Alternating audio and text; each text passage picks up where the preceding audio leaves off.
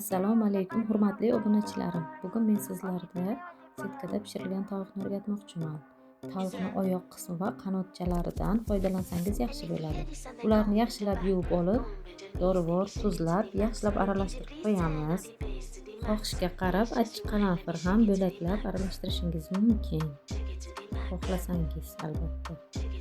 Buni yaxshilab strech qilib 3 soatga ustini yopib qo'yamiz. Xolodilnikka faqat. Undan keyin 3 soatdan keyin olamiz. Suzma bilan yaxshilab hamma yoqlariga surtib, yana 1 soatga barmoqda qo'yamiz. Undan keyin setkaga bir xil tekis qilib, chiroyli qilib teramiz, hamma joyi turli pishishi uchun. Uzog'i 20 minutga pishadi.